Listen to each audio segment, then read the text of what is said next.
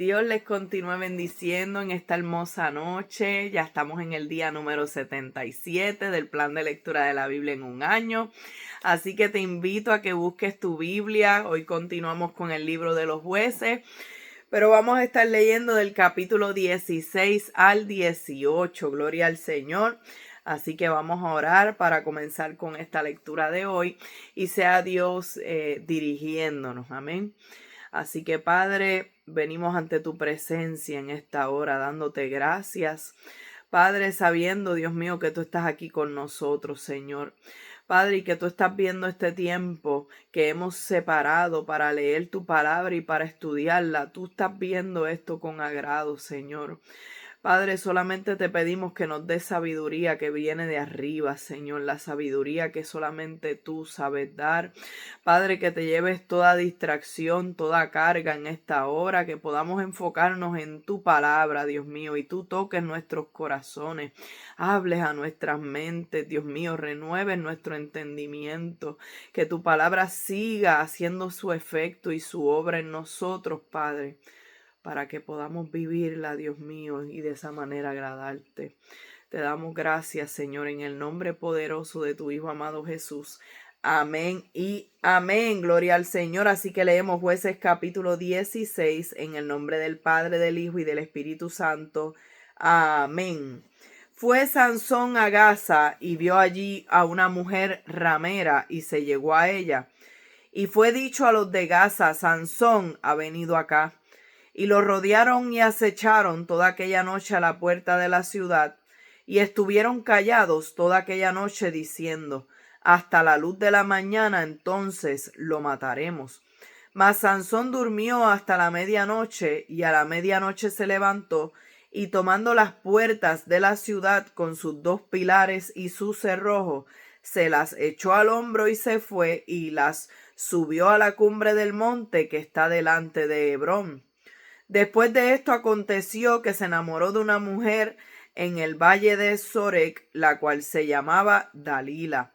Y vinieron a ella los príncipes de los filisteos y dijeron: engáñale e infórmate en qué consiste su gran fuerza y cómo lo podríamos vencer, para que lo atemos y lo dominemos, y cada uno de nosotros te dará 1,100 siclos de plata. Y Dalila dijo a Sansón: yo te ruego que me declares en qué consiste tu gran fuerza y cómo podrás ser atado para ser dominado. Y le respondió Sansón: si me ataren con 7 mimbres verdes que aún no estén enjutos, entonces me debilitaré y seré como cualquiera de los hombres. Y los príncipes de los filisteos le trajeron 7 mimbres verdes que aún no estaban enjutos, y ella le ató con ellos. Y ella tenía hombres en acecho en el aposento. Entonces ella le dijo: Sansón, los filisteos contra ti. Y él rompió los mimbres, como se rompe una cuerda de estopa cuando toca el fuego, y no se supo el secreto de su fuerza. Entonces Dalila dijo a Sansón: he aquí tú me has engañado y me has dicho mentiras. Descúbreme pues ahora, te ruego, cómo podrás ser atado. Y él le dijo: si me ataren fuertemente con cuerdas nuevas que no se hayan usado, yo me debilitaré y seré como cualquiera de los hombres. Y Dalila tomó cuerdas nuevas y le ató con ellas y le dijo: Sansón, los filisteos sobre ti. Y los espías estaban en el aposento, mas él la rompió de sus brazos como un hilo. Y Dalila dijo a Sansón: hasta ahora me engañas y tratas conmigo con mentiras. Descúbreme pues ahora cómo podrás ser atado. Él entonces le dijo: si te hieres 7 guedejas de mi cabeza con la tela y las asegurares con la estaca. Y ella las aseguró con la estaca y le dijo: Sansón, los filisteos sobre ti. Mas despertando él de su sueño, arrancó la estaca del telar con la tela. Y ella le dijo: ¿cómo dices yo te amo cuando tu corazón no está conmigo? Ya me has engañado 3 veces y no me has descubierto aún en qué consiste tu gran fuerza. Y aconteció que presionándole ella cada día con sus palabras e importunándole, su alma fue reducida a mortal angustia. Le descubrió pues todo su corazón y le dijo: nunca a mi cabeza llegó navaja, porque soy nazareo de Dios desde el vientre de mi madre.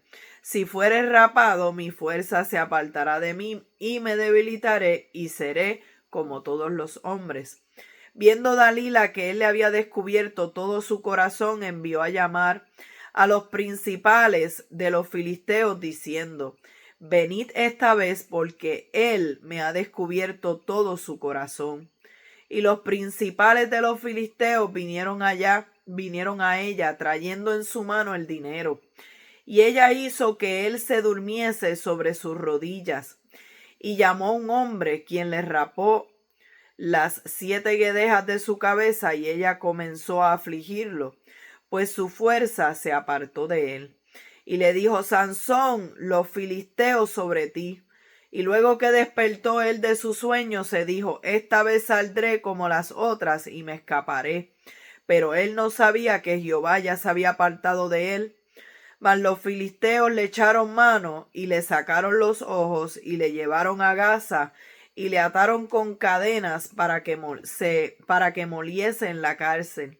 Y el cabello de su cabeza comenzó a crecer después que fue rapado. Entonces los principales de los filisteos se juntaron para ofrecer sacrificio a Dagón su dios y para alegrarse. Y dijeron: nuestro Dios entregó en nuestras manos a Sansón, enemigo nuestro. Y viéndolo el pueblo, alabaron a su Dios, Dios en minúscula, diciendo: nuestro Dios entregó en nuestras manos a nuestro enemigo y al destruidor de nuestra tierra, el cual había dado muerte a muchos de nosotros. Y aconteció que cuando sintieron alegría en su corazón, dijeron: llamad a Sansón para que nos divierta. Y llamaron a Sansón de la cárcel, y sirvió de juguete delante de ellos, y lo pusieron entre las columnas. Entonces Sansón dijo al joven que le guiaba de la mano: acércame y hazme palpar las columnas sobre las que descansa la casa, para que me apoye sobre ellas. Y la casa estaba llena de hombres y mujeres, y todos los principales de los filisteos estaban allí. Y en el piso alto había como 3000 hombres y mujeres que estaban mirando el escarnio de Sansón. Entonces clamó Sansón a Jehová y dijo: Señor Jehová, acuérdate ahora de mí y fortaléceme. Te ruego solamente esta vez, oh Dios, para que de una vez tome venganza de los filisteos por mis 2 ojos. Asió luego Sansón las 2 columnas de en medio, sobre las que descansaba la casa, y echó todo su peso sobre ellas, su mano derecha sobre una y su mano izquierda sobre la otra. Y dijo Sansón: muera yo con los filisteos. Entonces se inclinó con toda su fuerza y cayó la casa sobre los principales y sobre todo el pueblo que estaba en ella, y los que mató al morir fueron muchos más que los que había matado durante su vida. Y descendieron sus hermanos y toda la casa de su padre, y le tomaron y le llevaron y le sepultaron en Sora y Estaol, en el sepulcro de su padre Manoah, y él juzgó a Israel 20 años. Capítulo 17. Hubo un hombre del monte de Efraín que se llamaba Micaía, el cual dijo a su madre: los 1100 siclos de plata que te fueron hurtados, acerca de los cuales maldijiste y de los cuales me hablaste, he aquí el dinero está en mi poder, yo lo tomé. Entonces la madre dijo: bendito seas de Jehová, hijo mío. Y él devolvió los 1100 siclos de plata a su madre. Y su madre dijo: en verdad he dedicado el dinero a Jehová por mi hijo, para hacer una imagen de talla y una de fundición. Ahora pues yo te lo devuelvo. Mas él devolvió el dinero a su madre, y tomó su madre 200 siclos de plata y los dio al fundidor, quien hizo de ellos una imagen de talla y una de fundición, la cual fue puesta en la casa de Micaía. Y este hombre Micaía tuvo casa de dioses, e hizo efod y terafines, y consagró a uno de sus hijos para que fuese su sacerdote. En aquellos días no había rey en Israel, cada uno hacía lo que bien le parecía. Y había un joven de Belén de Judá, de la tribu de Judá, el cual era levita y forastero allí. Este hombre partió de la ciudad de Belén de Judá para ir a vivir donde pudiera encontrar lugar. Y llegando en su camino al monte de Efraín, vino a casa de Micaía. Y Micaía dijo: ¿De dónde vienes? Y el levita le respondió: soy de Belén de Judá, y voy a vivir donde pueda encontrar lugar. Entonces Micaía le dijo: quédate en mi casa y serás para mí padre y sacerdote. Y yo te daré 10 siclos de plata por año, vestidos y comida. Y el levita se quedó. Y agradó pues al levita morar con aquel hombre, y fue para él como uno de sus hijos. Y Micaía consagró al levita, y a aquel joven le servía de sacerdote, y permaneció en casa de Micaía. Y Micaía dijo: ahora sé que Jehová me prosperará, porque tengo un levita por sacerdote. Capítulo 18. En aquellos días no había rey en Israel, y en aquellos días la tribu de Dan buscaba posesión para sí donde habitar, porque hasta entonces no había tenido posesión entre las tribus de Israel.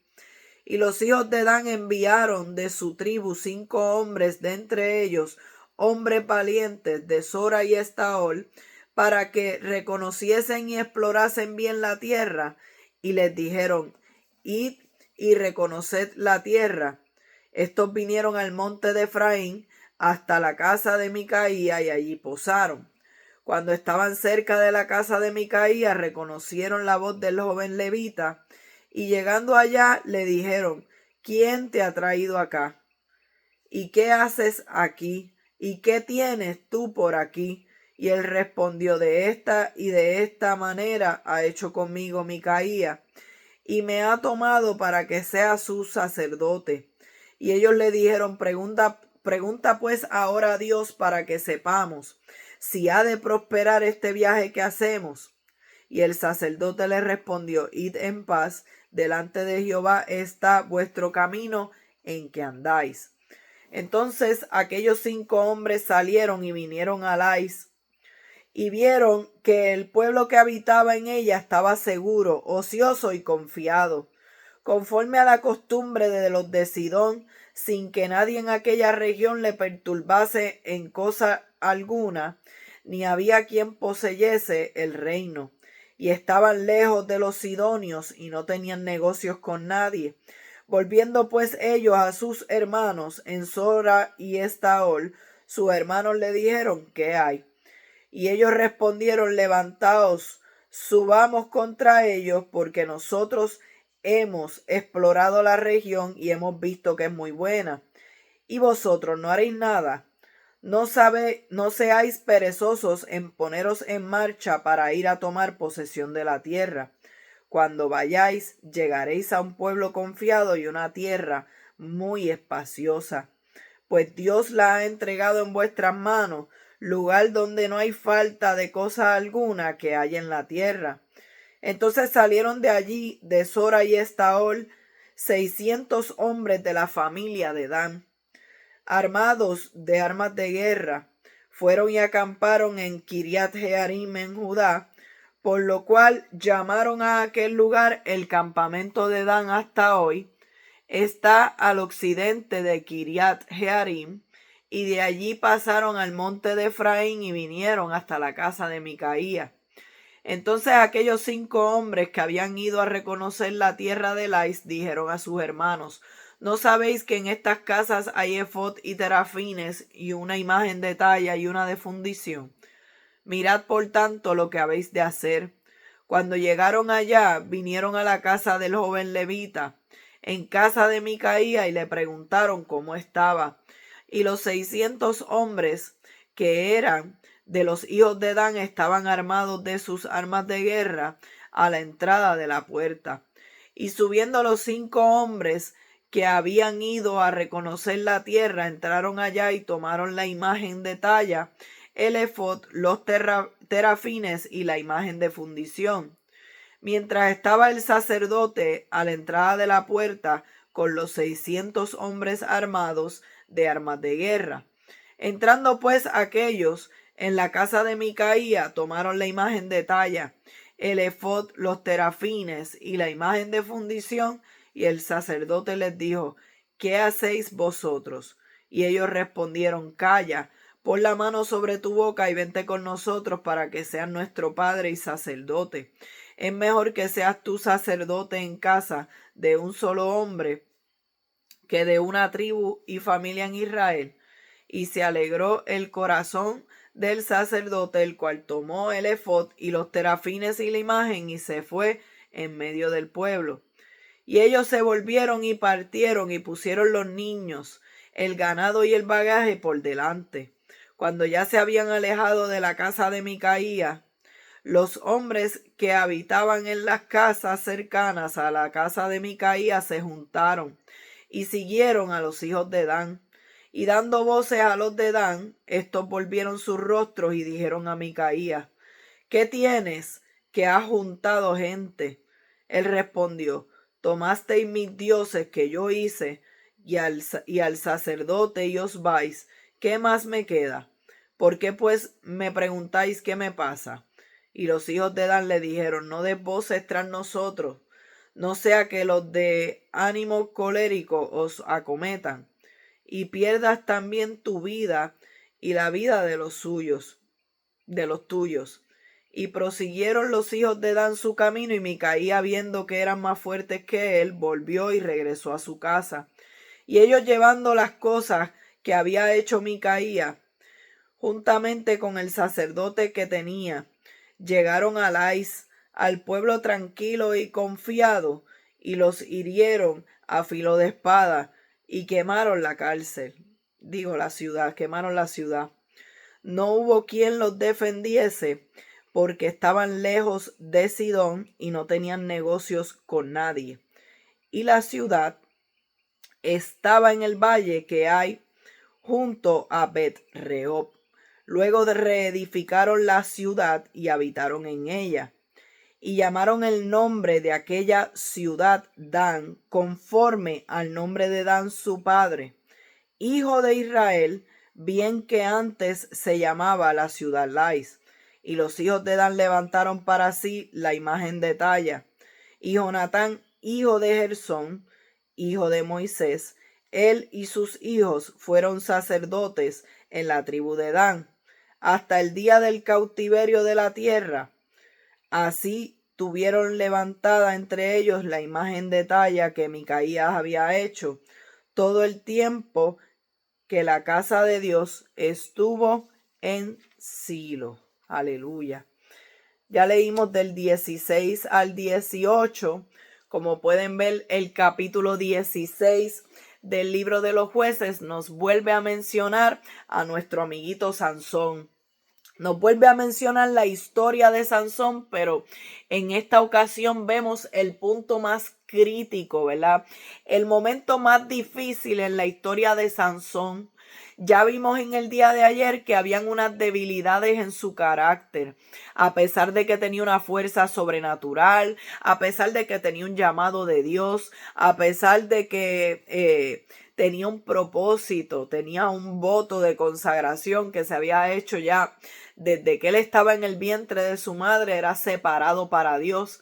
Sin embargo, vimos, ¿verdad?, que hay unas situaciones con el carácter de Sansón que es impulsivo, que se enamora de mujeres paganas, que no recibe consejo, que es vengativo, y que pues es fácilmente de manipular. Vemos que tenía una esposa, ¿verdad?, en aquel tiempo, quien está insistiéndole para que le revele cuál es el enigma, y una vez le revela cuál es el enigma, entonces ella se lo dice a los filisteos y, ¿verdad?, y traiciona a Sansón. Y Sansón, pues al parecer no aprende la lección, porque en el capítulo 16 dice, ¿verdad?, que ciertamente se enamoró de una mujer que se llamaba Dalila. Se llamaba Dalila, y esta mujer era una persona que estaba infiltrada, era una espía. Ella estaba ahí para averiguar cuál era el secreto de la fuerza de Sansón. Y ahí estaba ella con esa insistencia constante: revélame cuál es el secreto de su fuerza, dime. Y él le decía: no, el secreto de mi fuerza es, por darle un ejemplo, es el café con pan. Y entonces él comía café con pan y ahí entonces, Sansón, los filisteos contra ti. Cuando entonces ellos iban a atraparlo pensando que había comido café con pan, pensando que ya no tenía la fuerza, pues entonces él se salía con la de él. Y fíjense en que me parece tan curioso que aún Sansón continuara una relación con esta muchacha. ¿Por qué? Porque automáticamente la única persona a quien él le había dicho esta prueba, ¿verdad? Este mensaje de prueba era a Dalila. Sin embargo, cuando los filisteos lo hacen y lo tratan de atrapar y no pueden, yo creo que Sansón tenía que pensar: oye, yo creo que Dalila está llevando información. Yo creo que Dalila está tratando. Sin embargo, vemos un Sansón que no pudo identificar la insistencia de esta mujer, igual que la había tenido la ex esposa cuando estaba, ¿verdad?, tratando de averiguar el enigma, como lo hablamos ayer. Así que ella, con su manipulación: ay, tú no me amas, Sansón, porque es que tú no me dices cuál es el secreto de tu fuerza. Si tú me amaras, tú confiarías en mí. ¿Por qué? ¿Por qué tú no me lo dices? Hasta que llegó el momento en que Sansón se lo comparte y le deja saber que el secreto de su fuerza venía de ese voto de consagración, venía de que no había pasado navaja sobre su cabeza. Y vemos que esta mujer logra que Sansón esté cansado, que se duerma en sus rodillas, y es ahí cuando ella, ¿verdad?, le revela a los filisteos y le cortan el cabello. Y esta vez Sansón decía: bueno, me voy a escapar como las otras veces. Pero sucede que los filisteos vinieron sobre él y ¿qué pasó? No tuvo fuerza, no tuvo esa fuerza sobrenatural. No pudo, ¿verdad?, zafarse, no pudo escaparse. Y vemos que entonces atrapan a Sansón y lo llevan, ¿verdad?, al templo de Dagón. Fíjate que a él le sacan los ojos y le ponen unas cadenas. Y yo quiero, ¿verdad?, traer esto a lo espiritual, porque ciertamente el Sansón desobedecer la palabra de Dios, el Sansón dejarse llevar por sus impulsos carnales, porque esta es la mujer que a mí me gusta y porque, ¿verdad?, quizá yo sé que es del pueblo enemigo de los filisteos, pero me enamoré de ella y quiero estar con ella, y, ¿verdad?, Sansón impulsivo al fin. Esto lo llevó, ¿verdad?, a terminar como le sacaron los ojos. Eso habla de ceguera espiritual. Pierdes la visión espiritual. Encadenado, pues eso habla de que pierdes tu libertad en Dios. Eso es lo que quiere el enemigo: matar, hurtar, destruir, es tenerte preso, es tenerte atado al pecado, a la maldad. Quiere tenerte cautivo para que no experimentes la verdadera libertad que da el Señor. Así que vemos que le sacaron los ojos, vemos que estaba encadenado, pero también dijeron: tráiganos a Sansón para que nos entretenga. O sea que ahora Sansón era la burla. Imagínense ese lugar, aquel templo grandísimo con tantas personas, y que entonces saquen a Sansón y digan: vamos a sacar a Sansón para que nos entretenga. Yo me imagino ellos golpeándolos de todos lados y tratando de que Sansón averigüe quién fue quien lo golpeó. ¿Verdad? Una manera cruel de burlarse de que estaba ciego. Una manera cruel de burlarse de que estaba entonces ahora en la condición de preso, de encadenado.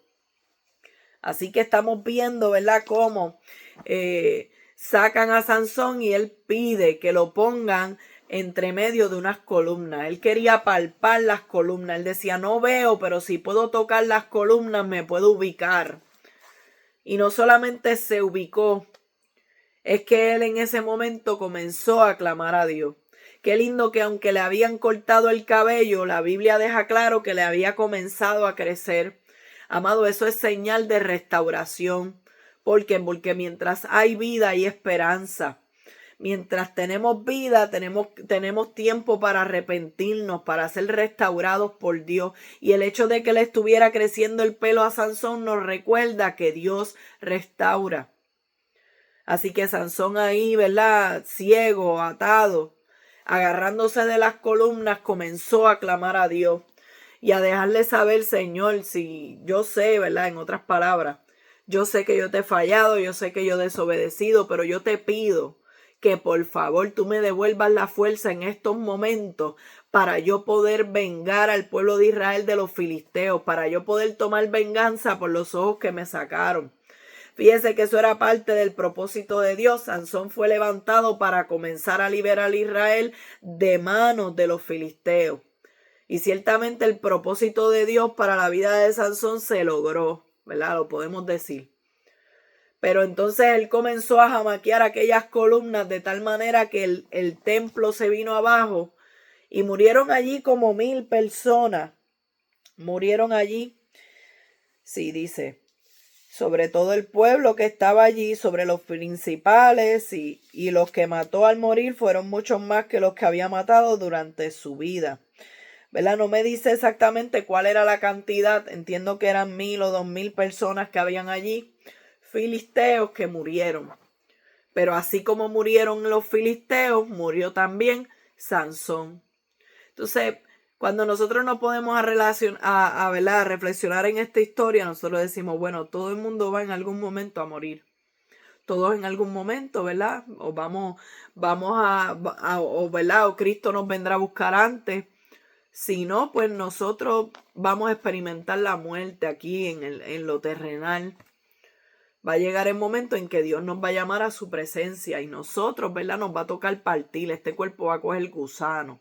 Sabemos que hay un día determinado para nuestra muerte, pero la pregunta es, ¿será que esa era la muerte que Dios quería para Sansón? ¿Será que cuando Dios llamó a Sansón para ser el líder, para ser, ¿verdad?, este libertador, para que tuviera una fuerza sobrenatural, para que tuviera victoria, ¿será que el Señor, cuando estaba eso en su mente, el Señor quería que fuese de esa manera? El Señor quería que Sansón muriera sin ojos, que Sansón muriera atado, encadenado, que Sansón muriera, ¿verdad?, aplastado por aquel techo, por todas aquellas columnas. ¿Será esa manera en la que Dios quería que su siervo muriera? Pero, amado, tenemos que ver, ¿verdad?, que todo tiene unas consecuencias. El hecho de que Sansón le diera rienda suelta a su carne, a sus pasiones y a sus deseos, le trajo corrupción. Porque el que siembra para la carne, de la carne va a segar corrupción, pero el que siembra para el espíritu, del espíritu segará vida eterna. Entonces, la carne solamente me va a llevar a mí a corromperme. Y yo no puedo, y usted no puede tampoco andar en la carne. Necesitamos hacer morir todas las cosas terrenales de nosotros. Ya, amados, para el capítulo 17 vemos que ya hay un Israel que va en decadencia espiritual. Se habla de un hombre llamado Micaías que roba dinero a su madre y luego lo devuelve, pero la madre está usando el dinero para hacer ídolos. Micaías crea un santuario en su casa y pone a su hijo como sacerdote y luego contrata a un levita como sacerdote personal.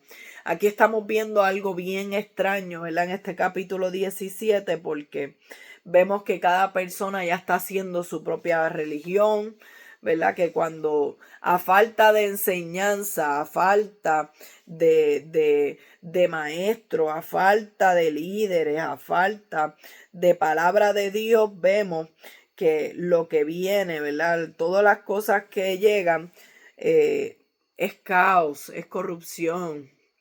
Cuando no hay enseñanza, cuando no hay dirección de Dios, cada uno mira las cosas de su manera, cada uno crea su propia verdad, cada uno comienza a crear su propio Dios con sus propios mandamientos, con sus propias teorías. Amado, la Biblia dice que los cielos y la tierra pasarán, pero su palabra no pasará.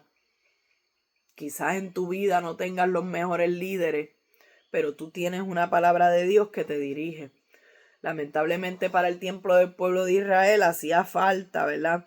Que hubieran líderes, jueces, ¿verdad? Que hubiera siempre un líder que estuviera al frente, que estuviera a cargo, porque lamentablemente en el caso del pueblo de Israel, cada persona comienza a tomar su camino, hacen su propia religión, ¿verdad? Y ciertamente crean su propia verdad de lo que es el evangelio y de la manera que se hay que hacer las cosas. Y ciertamente pues nosotros no podemos ser de ese tipo de personas, sino que nosotros tenemos que entender que aquí no le servimos a Dios como a nosotros nos parezca, aquí le servimos a Dios como la Biblia lo establece. ¿Qué podemos aprender de este capítulo 17 también? Bueno, que no todo lo espiritual viene de Dios. Fíjense en que ellos tenían culto, tenían sacerdotes, tenían imágenes, tenían todas las cosas que aparentemente, ¿verdad?, reflejan espiritualidad, pero no provienen de Dios. Ese es el capítulo 17. Ya en el capítulo 18 nos habla de que esta tribu de Dan está, ¿verdad?, buscando su territorio porque no había conquistado todavía el suyo, ¿verdad? Y ellos están espiando la casa de Micaías y ven ese sistema religioso falso que, ¿verdad?, que acabamos de ver en Jueces capítulo 17. Y vemos que ellos conquistan una ciudad llamada Lais, le renombran, le ponen por nombre Dan, y allí establecen, ¿verdad? Establecen idolatría allí como un sistema religioso. Vemos que en el capítulo 17 hay una corrupción, ¿verdad? Y un pecado de religión falsa, pero es algo individual, es algo personal, esa religión falsa. Pero ya luego ya estamos viendo en el capítulo 18 lo que es la idolatría colectiva o la corrupción nacional. Es ahí ya cuando ya todos los demás pues se van uniendo, gloria al Señor, y de igual manera se van impactando. La corrupción espiritual se vuelve también colectiva. Ves que comenzó con algo pequeño, comenzó con una persona, comenzó con una familia, comenzó con algo sencillo, pero ya ves, va creciendo a nivel del pueblo, ¿verdad? Y había desorden moral y había desorden religioso. Y lo dice ahí bien claro en el capítulo 18. Dice en el versículo 6, perdón, del capítulo 17, en aquellos días no había rey en Israel, cada uno hacía lo que bien le parecía, porque no había rey, porque no había un buen liderazgo, no había alguien, ¿verdad?, que pudiera tomar la iniciativa. Así que cada uno estaba haciendo lo que bien le parecía. Eso es lo que nosotros podemos aprender de estos capítulos. Podemos aprender cómo la falta de un buen liderato, cómo la falta de unos líderes sometidos a Dios, cómo, ¿verdad?, los tiempos en los que se encontraban requerían de que hubieran unos líderes que estuvieran a cargo, pero a falta del líder, el pueblo estaba desenfrenado, el pueblo estaba entregado a la idolatría, estaba en una decadencia espiritual, gloria al Señor. Pero el Señor esperando que su pueblo se humille, que su pueblo clame a Él, que su pueblo se acerque a Él, que su pueblo deje de estar poniendo su confianza en falsos ídolos, ¿verdad? Y en falsos dioses que nada pueden hacer por ellos. Así que ya hemos visto, ¿verdad?, cómo desde Sansón para acá el pueblo de Israel ha ido en una decadencia espiritual. Ya entonces nos falta... déjame buscárselo, del libro de los jueces, el capítulo 19, el capítulo 20 y el capítulo 21. Así que con el favor de Dios mañana podemos terminar el libro de los jueces y luego entonces estaremos entrando al libro de Ruth, que está súper interesante. Así que nada, espero que esta palabra haya sido de edificación a su vida, que reflexionemos en lo que experimentó Sansón y que miremos, ¿verdad?, lo que sucede cuando faltan buenos líderes, cuando faltan buenos, ¿verdad?, jueces, ¿verdad?, y todo tipo de líder que Dios levanta dentro del pueblo de Dios, cada uno es importante, porque cuando no hay liderazgo, cuando no hay orden, cuando la palabra de Dios no es la que está dirigiendo, lamentablemente va a haber caos. Y nosotros debemos procurar vivir siempre aferrados a la palabra de Dios y guardando sus mandamientos si queremos que las cosas nos vayan bien, si queremos, ¿verdad?, agradar al Señor. Amén. Así que espero que haya sido de edificación a su vida. Una vez más les envío un abrazo y recuerden que a su nombre sea toda la gloria. Dios les bendiga.